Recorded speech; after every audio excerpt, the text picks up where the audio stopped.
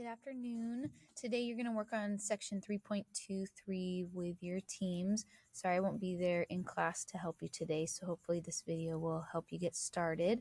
You are going to need the resource page that we've worked on the last couple of lessons, particularly the one yesterday, listing all of the different slope ratios with the different angles because you're going to add to it today. So let's get started. In the last few lessons, you found the slope ratios for several angles.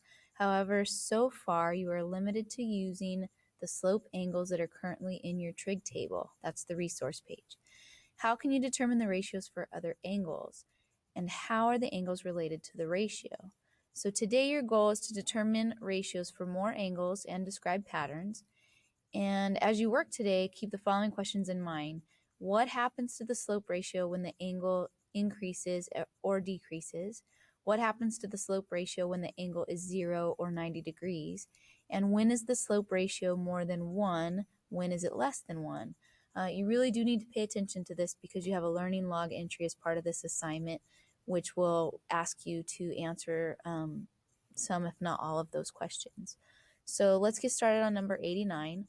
On your paper, draw a slope triangle with a slope angle of 45 degrees.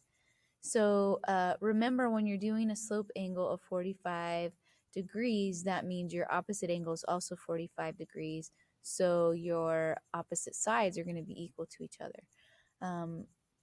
Now you're going to visualize what happens to that triangle if the slope angle is increased to 55 degrees, which would be longer, the change in y or the change in x. And then you're going to explain your reasoning. So we're going to jump to the E tool that they talk about in part B so that you can see what it looks like when you have a 45, 45, 90 triangle and what happens when we change that angle to 55 degrees. So using the slope ratios E tool, you don't need to use that resource page. You're going to use the E tool. Create a triangle with a slope angle measuring 55 degrees. Then use the resulting slope ratio to solve for x in the triangle at the right. And then it says to pay attention that the triangle at the right is not drawn to scale. So let's go to the slope ratios E tool. And you're just going to click on this button, and that's going to open up a Desmos tool that looks like this.